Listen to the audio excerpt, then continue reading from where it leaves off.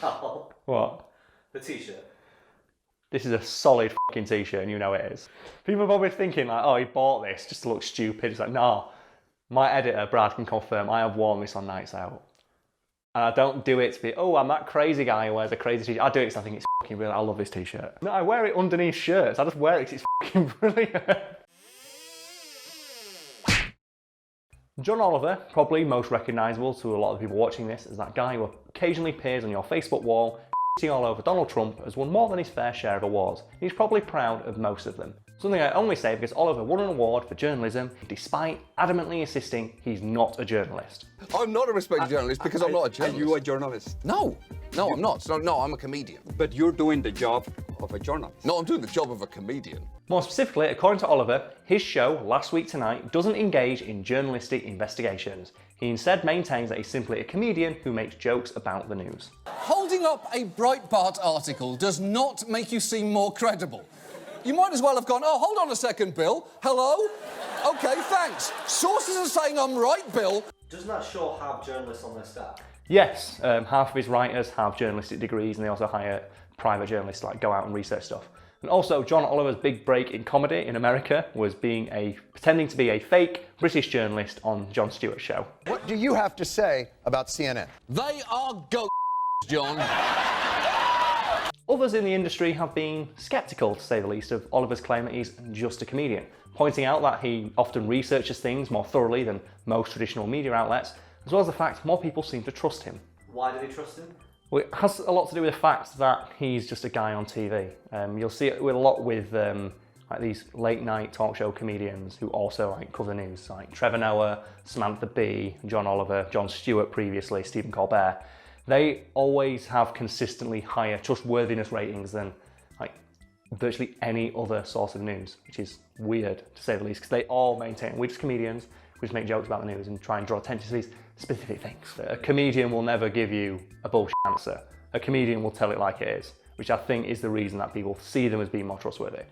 Yeah. John Oliver will never stray away from calling the president a huge sack of shit when he acts like a huge sack of shit. You fucking egomaniac! What are you talking about? Whereas the news will often try and play it more either to one side of the political spectrum or be in the middle, which being in the middle is good and being non-biased and non-partisan is a good thing, except in situations where you probably shouldn't be. And I think that's what people respond to when it comes to Oliver, Noah, Samantha Bee, all those other sorts of people.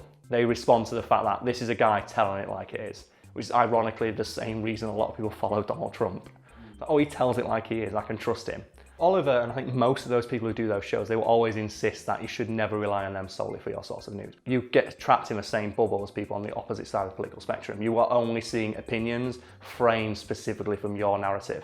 And that's a really dangerous thing to do. You need to see news and things that challenge your perspective, because if you're not being challenged, your view is being reinforced, and that's dangerous. It's difficult to change someone's mind without always being told by every source of media they consume, you are 100% right and special for believing this. And that's why I think Oliver is really trustworthy, or he's seen as being more trustworthy, because he views things from a really balanced perspective, and he obviously researched everything really in depth. And they've actually coined something called the John Oliver effect. I believe it was Time magazine coined this because they've noticed that after he mentions a cause on his show or draws attention to something that may not necessarily get covered by traditional mainstream media, it usually gets a huge boost. Have you got any examples of this effect?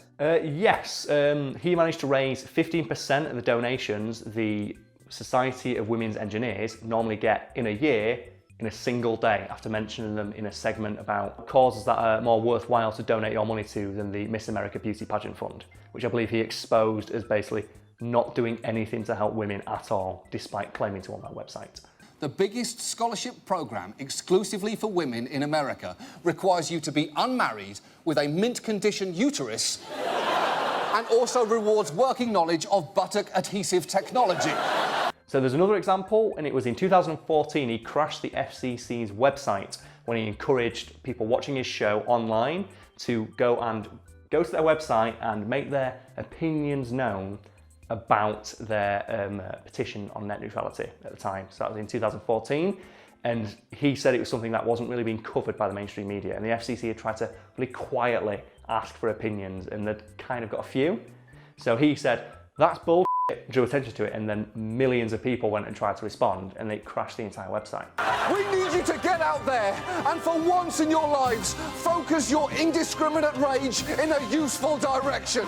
Despite praise being lavished upon him like warm oil being poured over a pharaoh's soft, supple body, Oliver has remained adamant that he's not a journalist. And when it was pointed out that he has probably got more credibility than most journalists today, Oliver responded.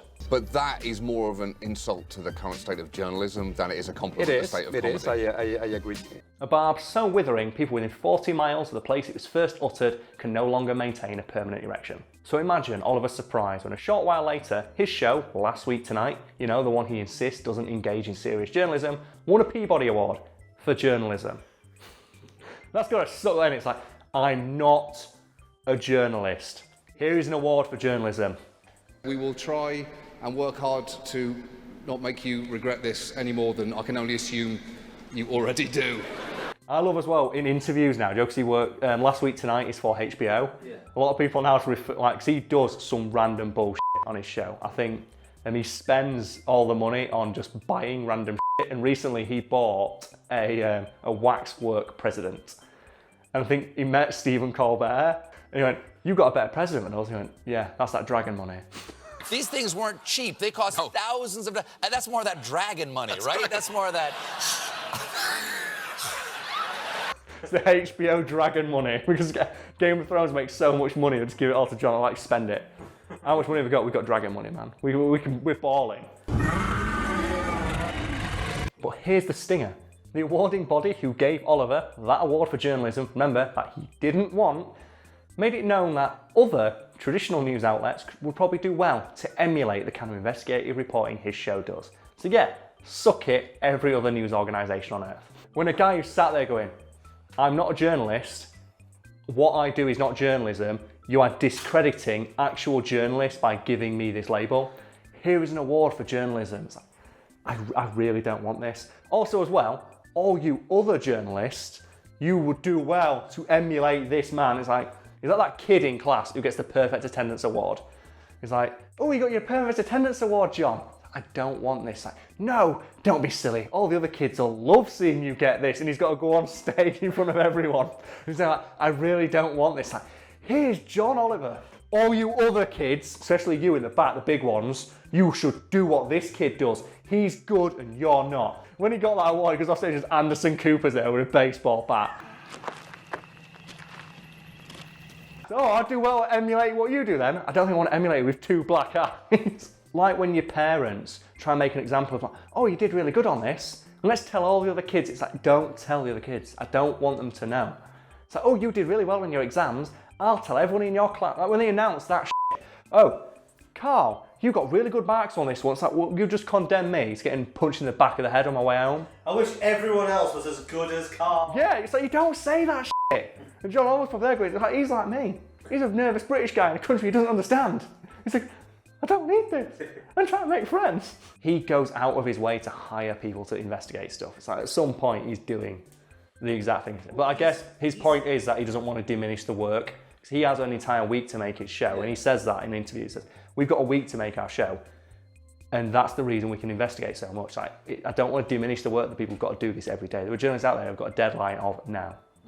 And I think that's his point, where he feels like when they lavish praise upon him, when he's got all this time, he's got a team of like 16 writers, when they say like, oh, why can't everyone just do what he does? It's like, well, they can't. They haven't got the time and resources that he has. He's got Game of Thrones money backing him up. He can do whatever the fuck he wants. When they say like to other journalists who are working on like minimum wage, trying to write and get stories out in like a day, and turn around and they see this guy, oh, he's got a team of writers and all the money in the world from HBO, so you should be more like him.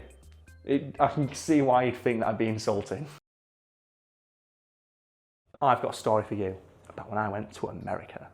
Now, while I was in America, I did something that I've always wanted to do, and that was prop up the bar in an American sports bar. So I went out and I found a shitty dive bar and I went in to have a Guinness. I think, I'm going to sit here, I'm going to watch some music, prop up the bar, chat to people, just see what life in America is like for a functional alcoholic. And while I'm there, I just get chatting to everyone around the bar, chatting to the barman and stuff. Like, it's good, it's going good, it's going good. But I should mention that while I was there, I'm hamming the up with my Yorkshire accent.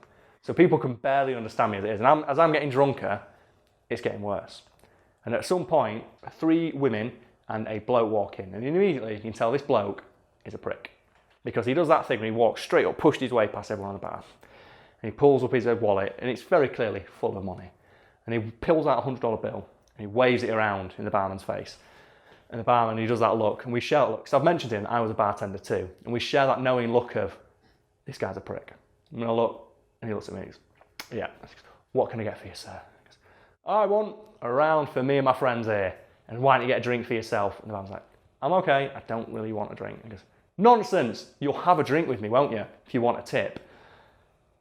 Yeah, I guess, yeah, I love a drink. So he pours in like the half-assed, most like, basically like when you finish pissing and you empty out your dick, that much whiskey in a glass. Clinks it to the guy, drinks it, and then just walks away immediately. So you don't want to talk to this guy. So while I'm there, I just shout out loud because I'm watching TV, and there's a basketball game. Oh wow, someone scores a goal. I'm like, are you from England? It's like, oh yeah, basketball. A net. What do you call it, basketball? Is it a net? Point. Call a point. Here we go. That shows how much I watch sport. And there's, are you from England? I'm like, yes, I am. What can I do for you, love? She goes, oh, your accent's so strange. Where are you from? I'm like, I'm from Yorkshire, love. Yorkshire?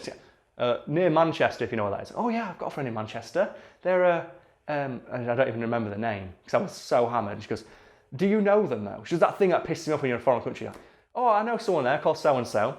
Do you know them? And I did that. And you know what? No. But anyway, have a lovely evening. And this bloke sees this and he don't like this. So what he does is he like pushes, come on, I'll get you a drink, love. And when he does that, he knocks my pint out of my hand. And it shatters on the floor and it goes f***ing everywhere. Bear in mind, this was a full ass pint. And at this point, I'm like 6 drinks deep at this bar and I've had a few before I came out. So I take a second to register. So I'm sat there like that and I go, and I am annoyed because I'm in a foreign country. This is my only set of clothes that are half decent. So my shoes are now piss wet through. I feel like I'm walking through a bog. I'm not having none of that. And the guy just like nervously laughs. So I stand up, and it's the first time this guy notices that I'm a foot taller than he is. So I've been sat down. He's like, I'm not a threatening person by any stretch of the imagination. But I was really happy. I just stand up, and I stretch my full height, and I just look at him and just go, so what happens now then? And everyone is just looking, and the barman just comes up, is everything all right? And the guy just goes, nah, don't worry about it. Your rounds are on me while I'm here. Look at the barman. 3 pints of Guinness, please, and sit back down. And the guy just left after about 5 minutes. What a prick. What an absolute fucking prick to walk in like that, giving it the big I am. I didn't mean it to come out as threatening as it did. I was just like, what do we do? So that was my pint. I paid $6 for that fucking pint, and now it's halfway up my ass.